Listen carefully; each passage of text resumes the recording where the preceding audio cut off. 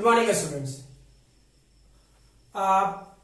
पिछले वाले लेक्चर्स में हम लोग ऑलरेडी दो पार्ट डिस्कस कर चुके हैं। पहला सेक्शन प्रॉपर्टीज ऑफ चार्जेस और दूसरा प्रोडक्शन ऑफ चार्ज। क्लियर? और आज वाले क्लास में ऑलरेडी पिछले वाले क्लास में बोल रखे थे कि आज वाले क्लास से हम लोग कूलम्स लॉ पढ़ना शुरू करें। ठीक है, तो स्टार्ट करो Coulomb's law. Coulomb's law bracket में लिख लेना inverse square law. Inverse square law इसमें लिखना शुरू कीजिए और प्रयास करो साथ साथ कॉपी और पेन लेके बैठो ताकि जो बातें डिक्टेट करूं वो साथ साथ आपकी 12th बोर्ड के हिसाब से कॉपी भी तैयार होती चली जाए। ठीक है, लिखना शुरू करोगे। The magnitude of electrostatic forces, the magnitude of electrostatic forces between 2 point charges, the magnitude of electrostatic forces between 2 point charges is directly proportional to product of charges and inversely proportional to a square of the distance, and inversely proportional to a square of the distance। यानी क्या कहा जा रहा? For example एक charge Q1 लो, दूसरा charge Q2। Clear? इस दोनों के बीच का सेपरेशन R।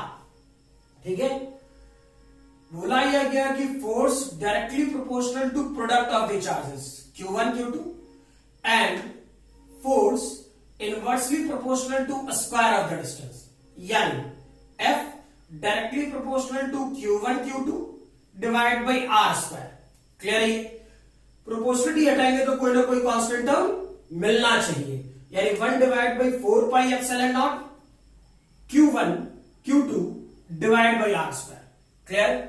इस वाले पोर्शन में एप्सिलॉन नॉट को बोला जाता है एब्सोल्यूट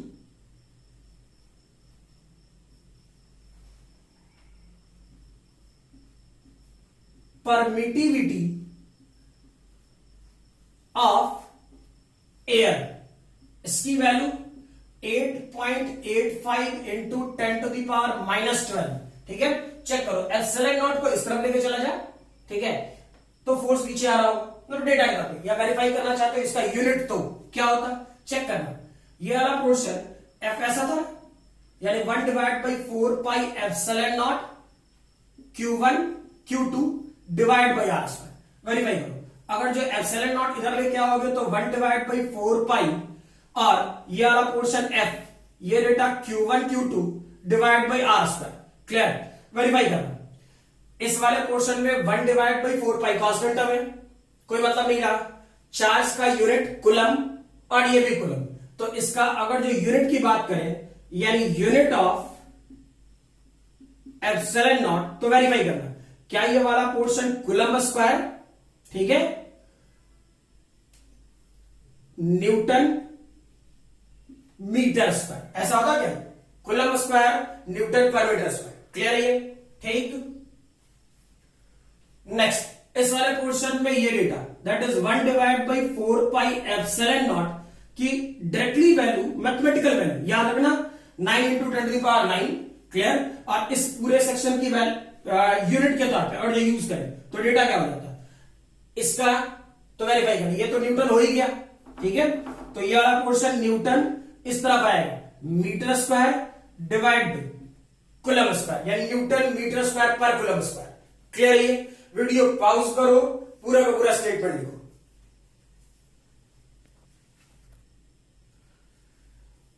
लिख चुके होंगे, एक बार फिर से समझा दे रहे, डिक्टेट कर दे रहे चीजों को। क्लियर? क्या बताया कूलम्स लॉ में? फोर्स का magnitude directly proportional to product of the charges Q1 Q2, दो चार्ज लिए थे। और याद रखना कूलम्स लॉ वैलिड है, कूलम्ब्स लॉ क्या पूरा इलेक्ट्रोस्टैटिक वैलिड है, 2 पॉइंट चार्ज के लिए हमेशा याद रखना पॉइंट चार्ज। क्लियर है ये? तो चेक करो, पॉइंट चार्ज Q1 माने, दूसरा पॉइंट चार्ज Q2 माने, ठीक है। तो F directly proportional to product of the charge that is Q1 Q2 inversely proportional to a square of the distance. Clear? तो जैसे ही लिखोगे तो F directly proportional to Q1 Q2 divide by R square, तय है। Proportionality हटाएंगे तो कोई ना कोई कांस्टेंट टर्म आना चाहिए, यानी डेटा क्या होता है, कांस्टेंट टर्म की तरफ जो डेटा बन रहा है वो डेटा क्या बन रहा है, 1 divide by 4 pi epsilon not. ठीक है, यहां पे एप्सिलॉन नॉट को जो डिफाइन किया गया है, एप्सिलॉन नॉट को जो बोला गया वो सेक्शन है एब्सोल्यूट परमिटिविटी ऑफ एयर। इसकी value 8.85 into 10 to the power minus 12।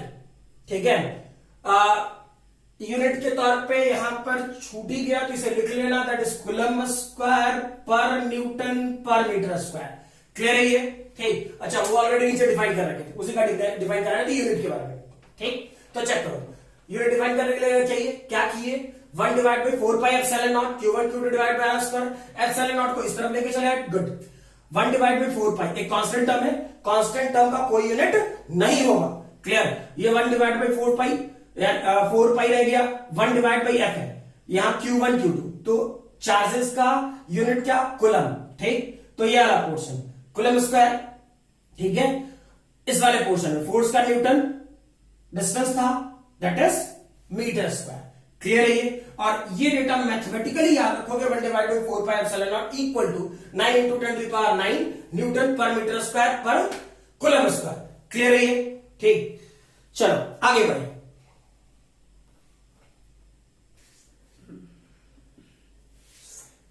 Next लिखोगे Coulomb's law in vector form.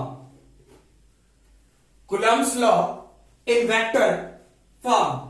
ठीक है, इस वाले पोर्शन को ध्यान रखना बोर्ड के डेरिवेशंस के तौर पे। क्लियर? और शायद बोर्ड के डेरिवेशन में भी कम ही पूछे, लेकिन मे भी कभी पूछ ही दिया, और लिटरली ये क्वेश्चन बोर्ड वाला पार्ट ही है, डेरिवेशन वाला पार्ट। क्लियर? था क्या कि फॉर एग्जांपल कोई चार्ज Q1 यहां लेते हैं, पॉइंट चार्ज, दूसरा Q2 चार्ज यहां लेते हैं। इस वाले पोर्शन में ये y एक्सेस, ये x एक्सेस, ये वाला पार्ट z एक्सेस, तय ये वाला पार्ट ऑरिजिन होगा, 0,0,0 मान लें। क्लियर? सिमिलरली इस वाले पोर्शन में ऐसा सोचो, ये पर्टिकुलर पॉइंट चार्ज ऑरिजिन से R1 पोजीशन वेक्टर पर था। क्लियर? ठीक है, और वैसे ही दूसरा चार्ज R2 इस पोजीशन वेक्टर पे था। क्लियर? अब हम लोग 2 पॉइंट चार्ज थे, क्या सीखे थे, like charges repel each other. तो हमने तो ये Q1 और Q2 दोनों लाइक चार्ज लिया है, नेचर के तौर पे दोनों को हम अभी ये सोच के चल रहे कि दोनों पॉजिटिव है। क्लियर? तो रिपेल ईच अदर, तो रिपेल ईच अदर में चेक करो क्या होगा, वेरीफाई करना। इस वाले पोर्शन में ये दोनों के बीच का सेपरेशन ही होगा। क्लियर? वेरीफाई कर। इस पर जब तुम फोर्स निकालोगे, यानी फोर्स किस पर निकाल रहे हो, दूसरे चार्ज पर। किस चार्ज के कारण, पहले चार्ज के कारण। तो यहां पे लगने वाला फोर्स क्या होगा, फोर्स ऑन 2 ड्यू टू 1। क्या जो बोले क्या है, दूसरे चार्ज पर पहले चार्ज के कारण लगने वाले फोर्स को क्या बोलोगे, force on 2 due to 1। Clear?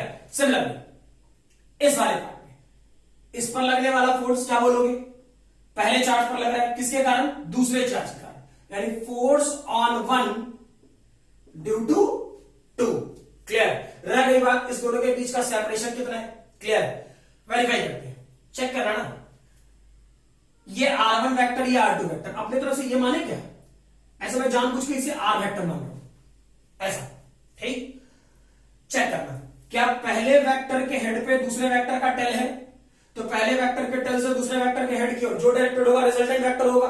तो वेरीफाई करना, क्या ये R2 vector plus R vector पहले वेक्टर के हेड पे दूसरे वेक्टर का टेल है, तो पहले वेक्टर के टेल से दूसरे वेक्टर के हेड की ओर जो डायरेक्टेड होगा वो रिजल्टेंट वेक्टर होगा। यानी यहां पर ये R1 क्या रिजल्टेंट वेक्टर है, तो इस वाले पोर्शन क्या R1 रिजल्टेंट वेक्टर सोचे, चेक करो, क्या ये R वेक्टर को क्या लिख सकता था, vector R1 minus vector R2, अगर जो तुम लोगों को रिलेटिव वेलोसिटी वाला कॉन्सेप्ट ध्यान है, ठीक, velocity of A with respect to B या position vector of A with respect to B, तो हम लोग क्या लिखते थे, R A vector minus R B vector. वैसे ही अब यहां सोचिए R1 माइनस R2 यानी position vector with position of one with respect to two, यानी क्या इस सेक्शन को ऐसे लिखते तो कोई दिक्कत नहीं ना, यानी आर वेक्टर को R position with respect to one with respect to two ही लिख सकते थे, ये वाला पोर्शन, सॉरी, क्लियर, ठीक। तो वेरीफाई करें, अगर जो हम फोर्स निकाले किसी पर एनीवन 1 2 या 2 1, ठीक, तो हम लिख रहे हैं force on 1 due to 2, clear. Statement क्या था, वेरीफाई करना।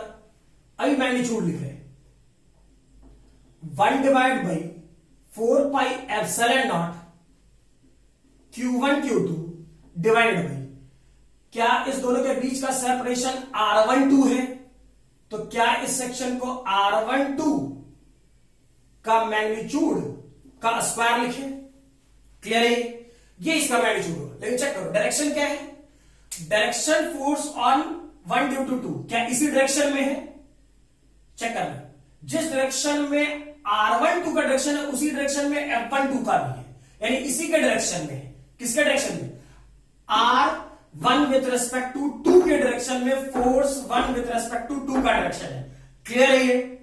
तो क्या दोनों का डायरेक्शन सेम, क्या सिखाए थे, अगर जो ध्यान है तो, ठीक। अगर जो मुझे इसका डायरेक्शन चाहिए तो force on 1 with respect to 2 1 divide by 4 pi epsilon naught, क्या इसे Q1 Q2 divide by 1 with respect to 2 का whole square 1 with respect to 2 का यूनिट वेक्टर लिखें, क्लियर। यूनिट वेक्टर लिखोगे तो क्या होगा, ध्यान रखना, यूनिट वेक्टर में उसका मैग्नीट्यूड क्या होगा 1, तो 1 से मल्टीप्लाई करोगे तो मैग्नीट्यूड में कोई चेंज नहीं होगा, क्लियर। लेकिन एक बात सिखाए थे, यूनिट वेक्टर का डायरेक्शन वही होगा जो उसके पेरेंट वेक्टर का डायरेक्शन होगा, क्लियर, यानी डायरेक्शन के साथ कोई छेड़छाड़ नहीं होगी। यानी चेक करो, फोर्स किस पर निकालना था, 1 पर, किसके कारण, 2 के कारण, क्लियर। उसका डायरेक्शन यानी फोर्स 1 विथ रेस्पेक्ट टू 2 का डायरेक्शन क्या position vector of 1 with respect to 2 के अलोंग ही है, ठीक, इसलिए मैंने यहां पर किससे मल्टीप्लाई कर दिया, position vector of 1 with respect to 2 से, ठीक। तो वेरीफाई करो, फोर्स 1 विथ रेस्पेक्ट टू 2, क्या ये वाला portion 1 divide by 4 pi epsilon not, याद करना Q1 Q2 डिवाइड बाई, क्या ये R1 विथ रेस्पेक्ट टू 2 के मैग्नीट्यूड का स्क्वायर, ये वाला पोर्शन, क्या R1 with respect to 2 vector R1 with respect to 2 का मैग्नीट्यूड। अगर जो भूल गए होंगे तो याद करना, यूनिट वेक्टर का वैल्यू कुछ ऐसा बता रखे थे पहले से, सही है, ठीक। तो R1 विथ रेस्पेक्ट टू को डायरेक्टली ऐसा लिख दिए, है ना। तो फाइनल स्ट्रक्चर चेक करो तो क्या हो जाता, फोर्स 1 विथ रेस्पेक्ट टू 2, क्या ये वाला portion 1 divide by 4 pi epsilon naught Q1 Q2 divide by ये R1 विथ रेस्पेक्ट टू 2 का होल क्यूब और ये R12, क्लियर है ये, ठीक। बहुत जगह पर ऐसा भी लिखा हुआ मिल जाएगा तुम लोग को, इसमें कौन सी परेशानी है, ये तो जान ही रहे हम लोग। अब इसे फर्जी में लिख रहा हूं, अरे यही बात जो यहां लिखा इसी को यहां लिख दिया लोगों ने, ठीक है। तो ये तो फर्जी है, एक जगह जान रहे, हाँ फर्जी कैसे है, अब मान लो कि अब मैथमेटिकल एक्सप्लेनेशन पूछ दे, है, और बोर्ड के एक्सप्लेनेशन पूछ दे तो मजबूरी है लिखना, कुछ कर ही नहीं सकते, क्लियर है, ठीक। तो इस वाले पोर्शन को अच्छे से, क्लियर है, बोर्ड के लिए वेरीफाई करके रखोगे ये डेरिवेशन पूरा, ठीक है, क्लियर है। और वेरीफाई करो, फिर से एक बार बोल दे रहा हूं, क्या है ये, आप पहला चार्ज Q1, दूसरा चार्ज Q2, ऑरिजिन से चेक किए R1 R2 position vector, clear. तो चेक करो, क्या R2 वेक्टर के हेड पे R वेक्टर का टेल है, हमने अपनी तरफ से R माना था इस दोनों के बीच का सेपरेशन, ठीक। तो क्या पहले वेक्टर के टेल से दूसरे वेक्टर के हेड की ओर जो डायरेक्टेड होगा वो रिजल्टेंट होगा, यानी R1 इसका रिजल्टेंट होगा, गुड। R वेक्टर निकाल लेते, R1 माइनस R2, क्या इसे R1 माइनस R2 मीनिंग क्या निकला, position vector of one with respect to two, याद कर लो रिलेटिव वेलोसिटी बता रखे हैं, ठीक। सिमिलरली सोचो, अब क्या था, मुझे निकालना था मान लो इस वाले पार्ट पे फोर्स, इस सेक्शन पे फोर्स, यानी Q1 चार्ज पर, किसके कारण, दूसरे चार्ज के कारण, ठीक है। तो मैंने क्या बोला, force on first charge due to second charge, तो force first with respect to 2 1 divide by 4 pi epsilon naught Q1 Q2, दोनों के बीच का सेपरेशन क्या था, R12 लिख दिया हम लोगों ने, ठीक। अब सोचो, जब मुझे इस वाले पोर्शन को वेक्टर, ये तो मैग्नीट्यूड फॉर्मेट में था, वेक्टर फॉर्मेट में लिख रहा होता तो डायरेक्शन चाहिए, इस वाले पोर्शन में डायरेक्शन तो नहीं है, ठीक। तो डायरेक्शन किसके अलावा है, चेक करो, force on one with respect to का डायरेक्शन उसी ओर है जिस ओर R12 का डायरेक्शन है, डायरेक्शन सेम, ठीक। यानी R1 position vector of one with respect to 2 का अगर जो यूनिट वेक्टर लिख दे यहां पर, तो क्या इस force one with respect to 2 का भी डायरेक्शन मिल जाएगा, लिख दिया हम लोगों ने, ठीक है। यूनिट वेक्टर को लिखने का तरीका यहां पर लिखे, इस वाले पोर्शन को यहां लिखे, चेक करो, ये भी मैग्नीट्यूड है, ये भी मैग्नीट्यूड है, तो ये तो आर क्यूब हो ही जाएगा, क्लियर। और इसे ऐसे इसे छोड़ दिए, वैसे है इस वाले पोर्शन को ऐसे कर लेते, clear, vector format doesn't matter. अब इस वाले पोर्शन को ऐसा तो लिख ही सकते हैं हम लोग पहले से, इसी को तो डायरेक्ट करके यहां ला रहे थे, है ना। तो मैक्सिमम लोग इस वाले पोर्शन को यहां तक लिख सकते हैं, और बोर्ड के डेरिवेशन के लिए इस वाले पोर्शन को अच्छे से ध्यान रखोगे, क्लियर है ये, ठीक है, लिख लो।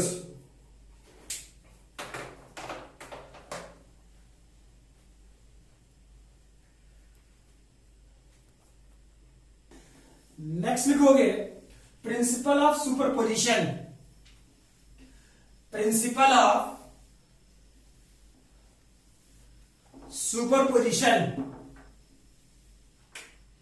है कुछ नहीं, आसान है, कुलम्स लॉ की प्रॉपर्टी है, ध्यान रखोगे, क्लियर। इसके बाद फटाफट हम लोग न्यूमेरिकल भी करना शुरू करेंगे, ठीक है। हाँ, न्यूमेरिकल थोड़े ज्यादा चलेंगे, ठीक है, जैसे पहले बता रखे थे, न्यूमेरिकल मेरे क्लास में ज्यादा होगा, हम कुछ नहीं कर सकते, सीखना है तो करना होगा, क्लियर। और सीरियस भाई नहीं करोगे तब तो मुश्किल है, ठीक है। चाहे जेईई मेन का एग्जाम हो, एडवांस का एग्जाम हो, नीट का एग्जाम हो, किसी भी सेक्शन का एग्जाम हो, भाई वो आपसे आपकी आईक्यू ही जानना चाहता है, क्लियर। और आईक्यू मार्केट में नहीं मिलता, वैसा रहेगा सबसे पहले लाइन में हम रहेंगे आईक्यू खरीदने के लिए, ठीक है। तो भाई अब जैसा करो, न्यूमेरिकल्स मैक्स टू मैक्स करने हैं, ठीक है। चलो लिखना शुरू करो, प्रिंसिपल ऑफ सुपरपोजिशन, क्लियर। इस सारे पोर्शन में है कुछ नहीं, फॉर एग्जाम्पल यहां मैंने Q1 चार्ज रखा, बहुत सारे पॉइंट चार्ज ले लेना, Q1 Q2 Q3 ऐसा करते हुए मे बी Q1, ठीक है। अब जरूरी नहीं कि ऐसे ही सीरीज में लेना, कुछ भी हो चलेगा, ठीक है। और इस जगह पर मान लो कोई चार्ज Q0, ठीक, इसके बीच का सेपरेशन मान लीजिए R1, इसके बीच का सेपरेशन R2, इसके बीच का सेपरेशन R3, उसी ढंग से इसके बीच का सेपरेशन R, क्लियर। तो वेरीफाई करें, क्या सिखाए थे, लाइक चार्ज और रिपेल ईच अदर, ठीक है, ये बात तो चल रही थी ना, लाइक चार्ज और रिपेल ईच अदर, यानी इस दोनों में दुश्मनी है, प्यार मोहब्बत वाला सीन है नहीं, क्लियर। यानी ये वाला पोर्शन Q1 और Q0 क्या कर रहा होगा, एक दूसरे को रिपेल करेगा।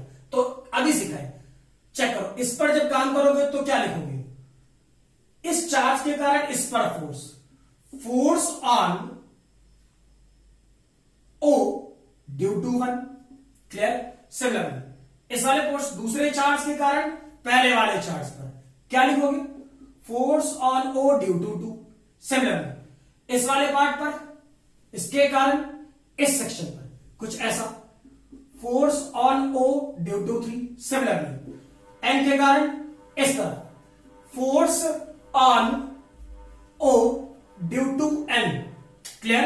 यानी वेरीफाई करो क्या हो रहा होता, अगर चेक करोगे ये डेटा, यानी लिटरली फोर्स किस पे सोच रहे निकालने के लिए, इस चार्ज पर, नेट फोर्स क्या लिख सकता था, force on O due to 1 plus force on O due to 2, force on O due to 3 plus force on O due to N, clear.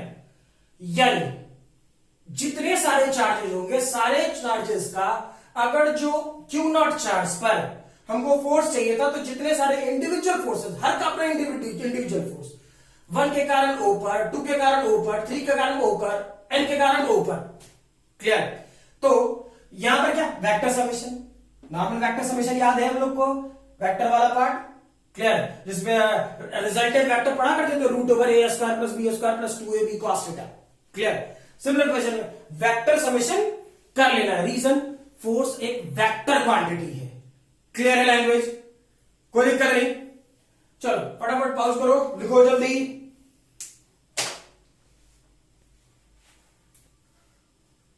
करना शुरू करो।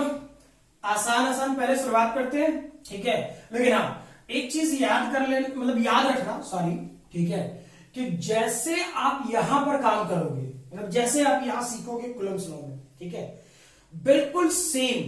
क्लियर?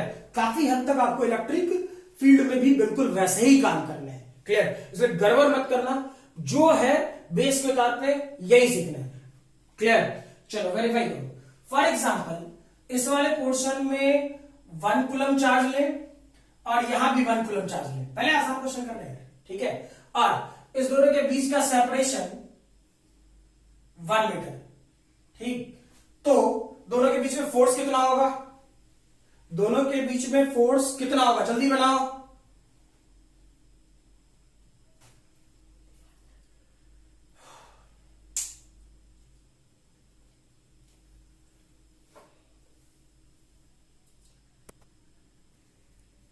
हो गया? चलो देख, क्या बताए थे फोर्स की वैल्यू, याद है? 1 divide by 4 pi epsilon naught Q1 Q2 divide by R square, यही था ना? ठीक है, इसकी वैल्यू क्या था? 9 इंटू 10 टू द पावर 9। यहां पर डेटा 1 कूलम 1 कूलम, दोनों के बीच का सेपरेशन 1, यानी डेटा क्या हो जाएगा? 9 into 10 to the power 9 newton. Video pause करो, लिखो जल्दी। चलो भाई, दूसरा क्वेश्चन लिखो। A particle of mass m carrying charge q1, a particle of mass m carrying charge q1 is revolving around a fixed charge,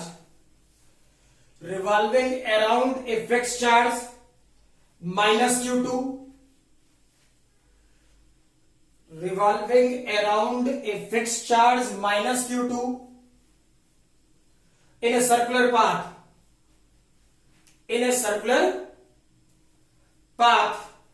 of radius small r, full stop. Calculate the period of revolution and its speed also.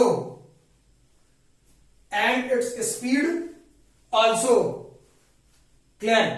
यानी figure के तौर पे सोच ले, क्या कहा गया?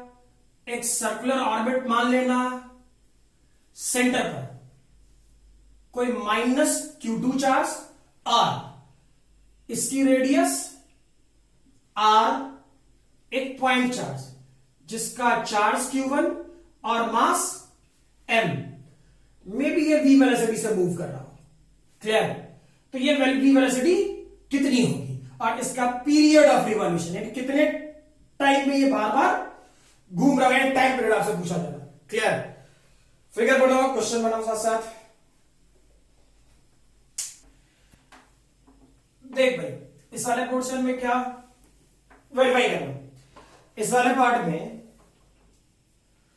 यहां नेगेटिव चार्ज और यहां पॉजिटिव चार्ज, ठीक?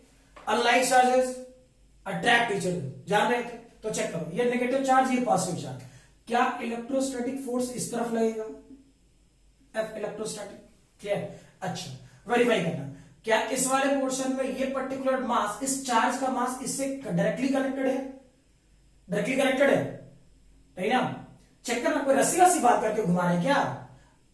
एक पॉइंट चार्ज फिक्स्ड है सेंटर पर और इसके चारों ओर एक चार्ज घूम रहा है, just like atom.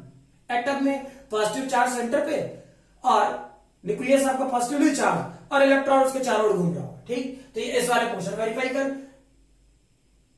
Electrostatic force attractive in nature, तो इस पर फोर्स किधर लगेगा, इस तरफ, ये वाला बॉडी यानी ये मास सेंटर से डिस्कनेक्टेड तो सेंट्रीफ्यूगल बताया सेंट्रीफ्यूगल लगेगा, क्लियर। चूंकि सेंटर से डिस्कनेक्टेड है तो सेंट्रीफ्यूगल के लिए फोर्स किस तरफ लगेगा, बाहर की तरफ। वैल्यू कितना, mv²/r, क्लियर। तो क्या इसे यूज कर सकता था, वेरीफाई करना। ये वाला portion F electrostatic must be equal to mv²/r।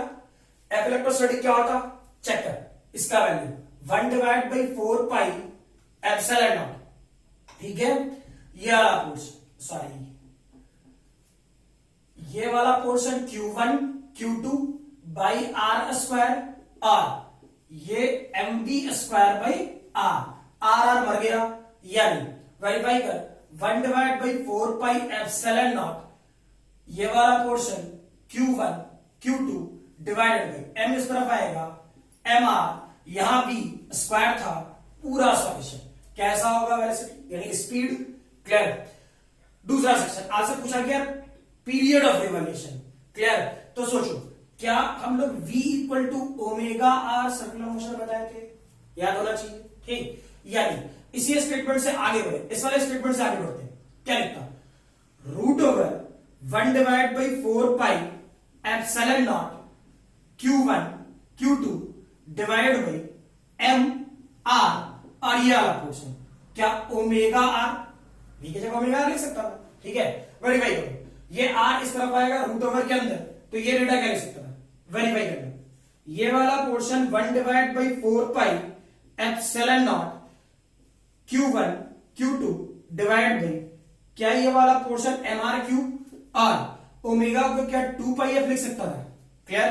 Verify करना, फ्रीक्वेंसी का डेटा क्या 1/2π √4πε0 Q1 Q2 डिवाइडेड बाई क्या ये वाला पोर्शन mr3, क्लियर, ठीक है। आपसे फ्रीक्वेंसी नहीं पूछा है, आपसे पूछा है टाइम पीरियड, क्लियर। तो टाइम पीरियड क्या था, वेरीफाई करना, क्या t के लिए, अब तो निकाल ही सकता था यार, बता तो क्या है t की वैल्यू 1/f, क्लियर। यानी पूरा वैल्यू क्या हो जाता, 2π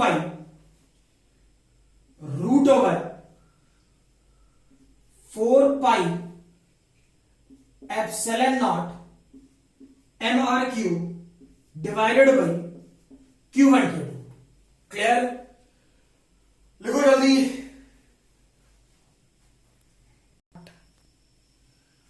नेक्स्ट क्वेश्चन लिखोगे,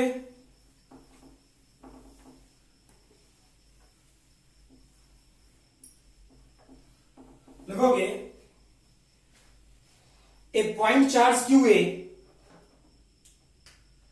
a point charge QA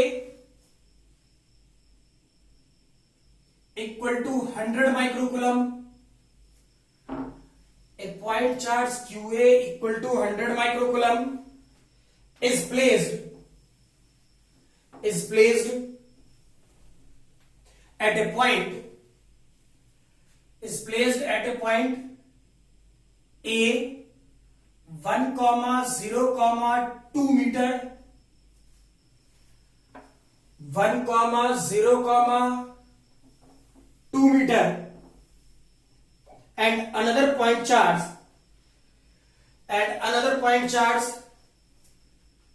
QB equal to 200 microcoulomb, 200 microcoulomb is placed at point B 4,4,2 meter, 4,4,2 meter. Find out force on B due to A. Find out force on B due to A. जल्दी बनाओ, इन vector form. हो गया, check कर, solution मिला लेना, ठीक है। Verify करो, मैंने बोला था force on A due to B, ऐसा ही कुछ कहा था, या फिर बी ड्यू टू ए, जो भी कहा होगा चेक कर लेना, वेक्टर फॉर्मेट है, कोई बहुत बड़ी बात है नहीं। ठीक, करना क्या था, मैंने बोला था force on A due to B. ठीक, तो सबसे पहले क्या करना, याद करना, अगर जो मैं लिखूं force on A due to B, जैसे मैंने बोला था force on one with respect to two, clear, तो चेक कर, इसके लिए डेटा क्या होता, 1 divide by 4 pi epsilon naught, clear, ये वाला portion Q A Q B divided by, ठीक है, क्या ये वाला portion position vector of A with respect to B के मैग्नीट्यूड का whole cube position vector of A with respect to B, ऐसा ही तो लिखते हैं। ठीक, तो इस वाले पोर्शन में हमको सबका डेटा पता है, सिर्फ डेटा किसका नहीं पता है, position vector of A with respect to B. चलो इस पे काम कर लेना, चेक कर, पोजीशन वेक्टर ऑफ ए के लिए डेटा क्या सिखाए थे, और जो ऐसा दिया हो तो चेक करना वेक्टर में सिखाए थे, यहां 1 है, यानी सीधा सीधा आई कैप 0 जे कैप, तो 0 का कोई मतलब बना नहीं, ये वाला पोर्शन क्या 2 के कैप होता, क्लियर, सिमिलरली चेक करो, क्या ये वाला portion position vector of B लिखे, वेरीफाई करना, ये वाला पोर्शन क्या 4 आई कैप, ये वाला पोर्शन क्या 4 जे कैप, ये वाला पोर्शन क्या 2 के कैप, क्लियर है, तो वेरीफाई कर, position vector of A with respect to B, ठीक, क्या लिखता, position vector of A minus position vector of B, clear, थोड़ा वेरीफाई कर, ए आई माइनस 4 आई, क्या मैं इस सेक्शन को माइनस 3 आई लिखूं, क्लियर, यहां जे नहीं है, 0 माइनस, यानी ये वाला पोर्शन माइनस 4 जे क्या, क्लियर, 2 के कैंसिल हो 0, यानी वेरीफाई कर, position vector of A with respect to B का मैग्नीट्यूड निकालते हैं, तो चेक कर, -3, याद कर, भूल तो ना गया, वेक्टर वाला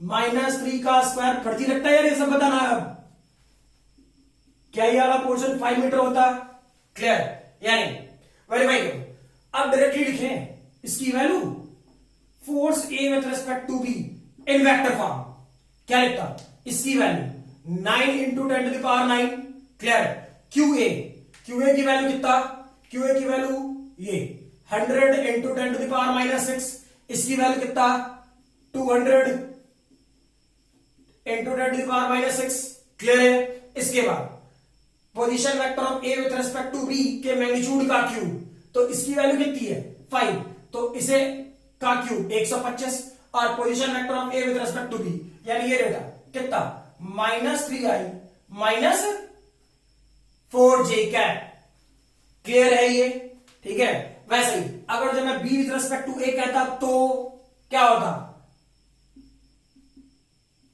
ए विथ रेस्पेक्ट टू बी तूने निकाल लिया, अरे डायरेक्शन तो अपोजिट ही था, इक्वल एंड अपोजिट, हाँ या ना, यानी अगर जो बी विथ रेस्पेक्ट टू ए कह देता क्वेश्चन में ही, तो इसी का माइनस हो जाएगा, और क्या होगा, ठीक है, तो इसका माइनस होगा, तो ये वाली वैल्यू कितनी 9 इंटू 10 टू द पावर 9, अब मैं पूरा कैलकुलेट नहीं कर रहा यार, कर लेना ये सब कुछ, ठीक है, ये वाला पोर्शन इतना, क्लियर, 125, ये डेटा क्या हो जाएगा 3i प्लस 4j क्या, क्लियर है ये, ठीक है, लिखो फटाफट,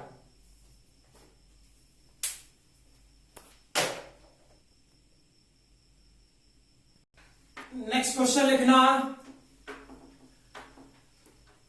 लिखोगे 3 equal point charges of charge q, 3 equal point charges of charge q and mass m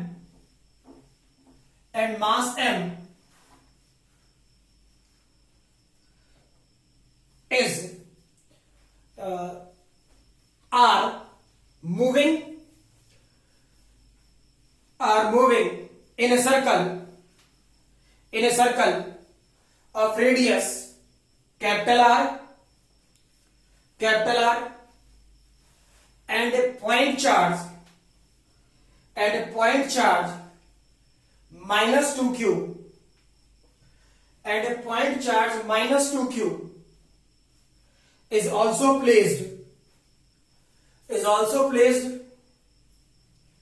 at the center of the circle at the center of the circle as shown in figure.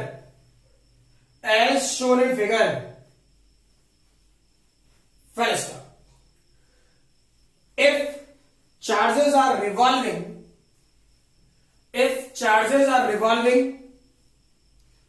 in a circular orbit with same speed, then calculate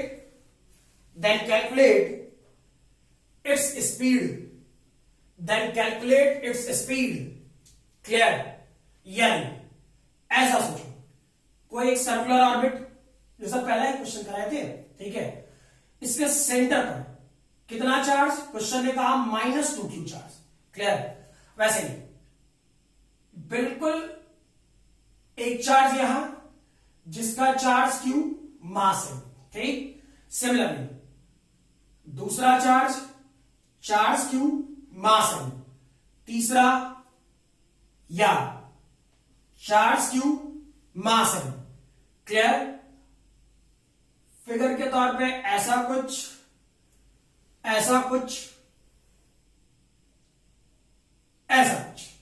clear? ये वाला part centre पे, ठीक है, दोबारा से मान सकते हो, ठीक. इस चार्ज की वेलोसिटी v इस तरफ, इसकी वेलोसिटी v इस तरफ, इसकी वेलोसिटी v इस तरफ. क्लियर? हम लोग को लिटरली यही v क्वेश्चन कह रहा है निकालने को. क्लियर? और चेक करो, जब सबका वेलोसिटी सेम, ठीक, तो ये डिस्टेंस दो चार्जेस के बीच का इस q, ये q, या फिर ये और ये q, इसका सेपरेशन क्या होगा? सेम होगा, ठीक. यानी लिटरली एक इक्विलेटरल ट्रायंगल की तरह इसी सर्कुलर ऑर्बिट पे घूम रहा होगा. क्लियर? तो इसकी वेलोसिटी कितनी होगी? जल्दी बनाओ.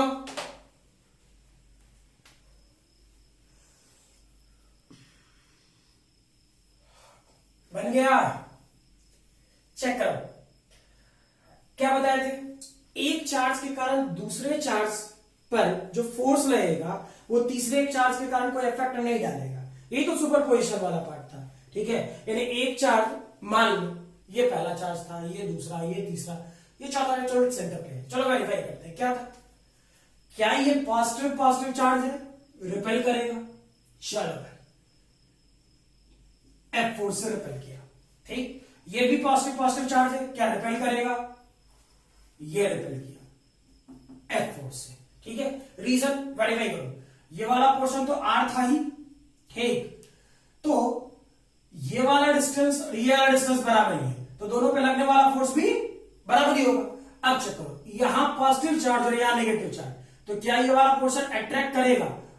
और ये वाला पोर्शन F1, यहां पे मैग्नीट्यूड ऑफ फोर्स इसलिए बदला गया क्योंकि इस दोनों के बीच का सेपरेशन अलग है इन दोनों चार्ज के बीच के सेपरेशन से.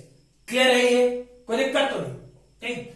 तो वेरीफाई करो, फिर से बोल दे रहा हूं, पॉजिटिव रिपेल किया F4 से, पॉजिटिव रिपेल किया, दोनों में चार्जेस सेम, दोनों का बीच का सेपरेशन भी सेम.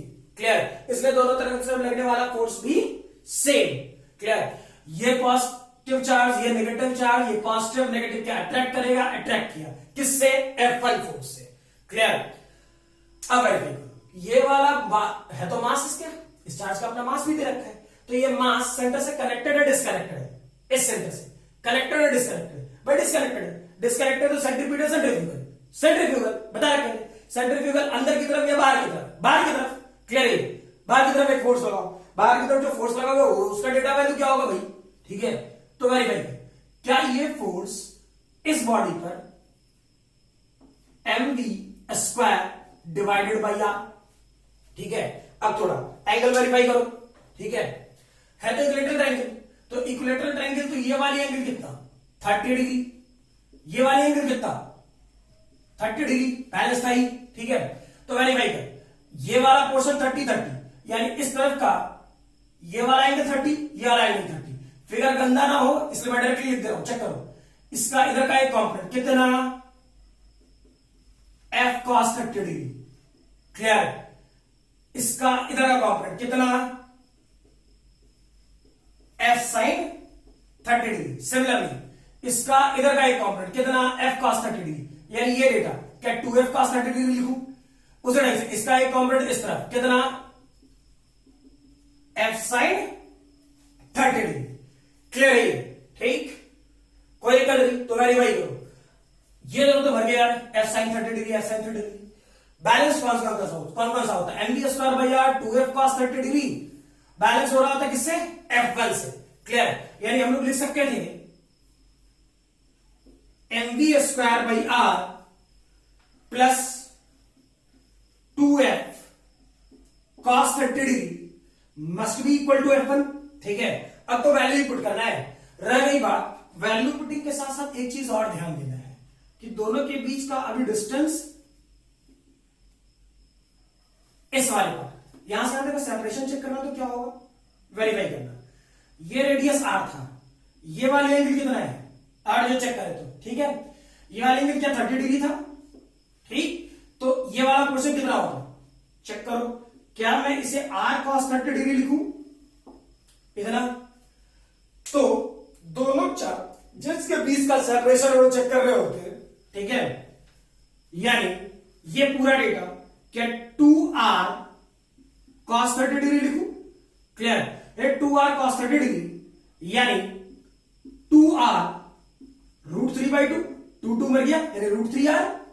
क्लियर, तो चेक कर, अब अगला स्टेटमेंट लिख लो, mv स्क्वायर बाई आर, इसकी वैल्यू क्या लिखता है 2, यहां चेक करो 1/4 पाई एप्सिलॉन नॉट। ये किसके बीच का चार्ज का फोर्स था, इस और इस क्यू का, यानी क्यू और क्यू। क्या मैं इसे क्यू स्क्वायर लिखूं, दोनों के बीच का सेपरेशन कितना लिखा है √3r, जितना इन दोनों चार्ज के बीच का सेपरेशन उतना ही इन दोनों चार्ज के बीच का सेपरेशन उतना ही इन दोनों चार्ज के बीच का सेपरेशन। ठीक, तो सेपरेशन कितना है √3r, लिखिए यार √3r का होल स्क्वायर, मैग्नीट्यूड की वैल्यू इतनी, cos 30 डिग्री की वैल्यू कितना √3/2, 2 मर गया।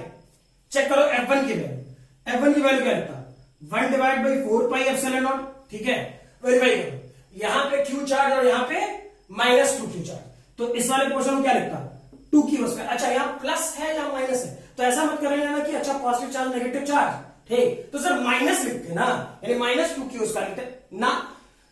फोर्स वाले पोर्शन में ऐसा कुछ करने की जरूरत नहीं है। क्लियर, इस चीज का बेहद ध्यान रखोगे इस बात का। ठीक है, अब इस दोनों के बीच का सेपरेशन कितना r, तो ये वाला पोर्शन r स्क्वायर। क्लियर है, क्या इस वाले पोर्शन को इधर ले जा करके आप लोग v नहीं निकाल सकते हो, सही है ना, और इस वाले पोर्शन को इधर लेके चले जाए v निकाल लेना है। क्लियर है ये, ठीक है, इस वाले पोर्शन को लिखो जल्दी, लिख लिए होगे।